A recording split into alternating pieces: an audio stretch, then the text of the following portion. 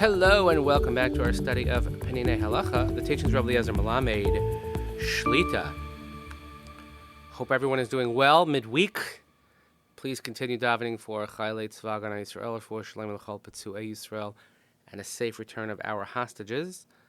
We learn each day Le'ili Nishmat Saren Daniel Shimon ben Arav Duron V'Sheli Shem Yikum Damo. So continuing along our discussion of Nusach, Hamispalo b'minyan ba'al Nusach acher. Harogel b'nusach echad, ubala hispalo b'minyan shebenusach acher. So let's say you daven one nusach, and you find yourself davening in a minyan that davens and uses a different nusach. So yesh omrim she'olav lihispalel kfil nusach haminyan shebo hu mispalel. Some say that you should follow the nusach of the minyan in which you are davening. Shahichidim nigrorin achar harov. For individuals should follow the practice of the majority. V'minhag k'minhaga b'fneihem. Ya'avor be'isur lotis godu. And if you would follow your minhag and daven differently than they do, then you violate the prohibition of lotis godu, which means you shouldn't separate from the community. Ke'isur hu shelo yihu bebeis din echad, miktzah sheholchem b'shitas beis Shammai, miktzah b'shitas beis Hillel, kedei shelo teyasi haTorah k'shtei taros. Gemara says is that we don't want it to have in one court where people go in the shita of beis Shammai, some follow the opinion of beis Hillel, because it'll act and create as if there are two Torahs. And therefore, in a shul, in a minyan, in a Beit Knesset, one shouldn't have two different nusachos being davened at the same time. The Gemara in Pesachim further tells us that to prevent machlokas, to prevent discord, one should not change from the custom of that locale. But according to most authorities, things that are said silently, you're allowed to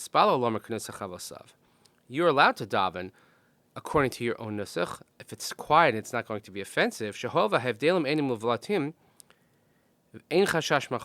the differences are not going to be heard, they're not going to be expressed out loud, so it wouldn't cause any discord because nobody would know. And certainly there's no prohibition because of this of separating from the community. But things that are said out loud, you should follow the practice of the minyan. This would prevent having any machlokas, any discord, any difference between the mispalim. In the note here, it discusses what about Shmona Esrei, that you daven quietly, the Shmona Esrei Balachash. I'll just read you the first part.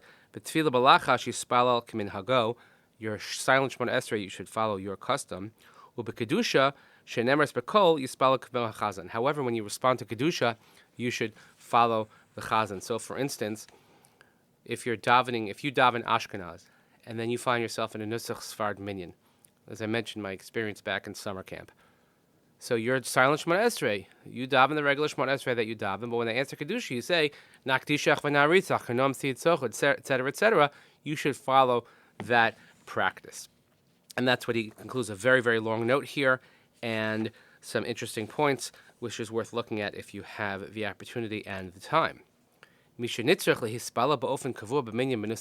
let's say someone has to perpetually daven in a different Nusach minyan. Let's say the minyan near your office. You don't have the ability to daven in your shul at home. You go into work, but before you go to work, you daven at a minyan near your office, and that minyan davens in a different nusach, and you're going to daven there every day.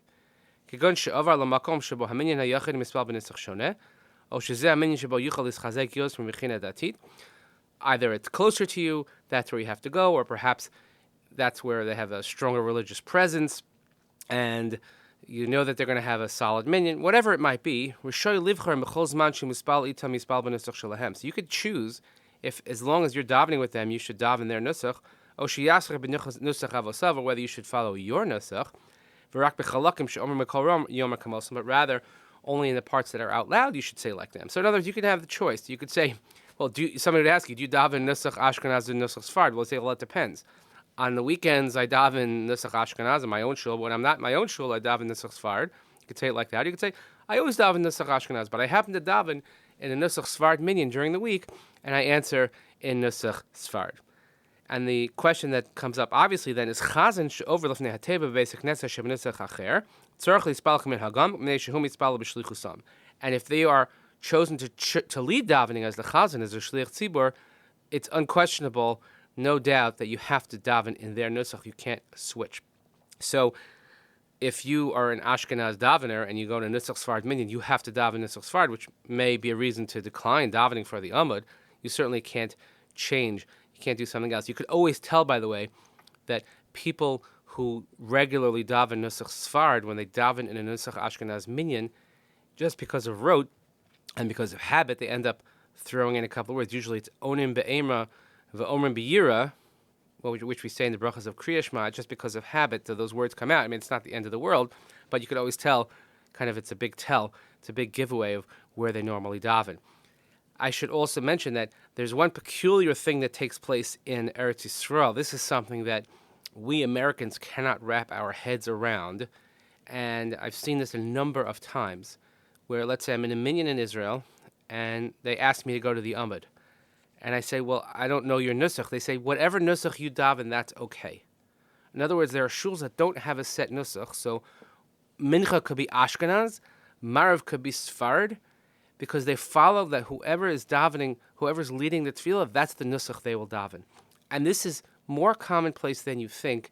And to us Americans, who were so rigid and formal in our performance, this is just anathema. It's very hard for us to wrap our heads around, but it's fairly common, and every time I see it, it just rubs me in a very unusual way, because I can't understand how they don't have a set thing, because we have so few shuls. In Israel, you have a shul every other 10 meters, so perhaps it's a different situation, but if you do ever run across that, you'll understand that's why it is. But still, keeping nusach is extremely important, but there, in those instances, you're keeping the nusach of your family, and then everybody else follows you. So the concept of rov and yachid doesn't necessarily come into play, but in any event, we continue following the customs of our fathers. Please continue davening for Chalei Tzvah Gan Yisrael, for Shalom Chapetz Yisrael, safe return of our hostages, Lil Nishmat Saren, Daniel Shemen Rav Durham Visheli, Hashem Yakum Damo.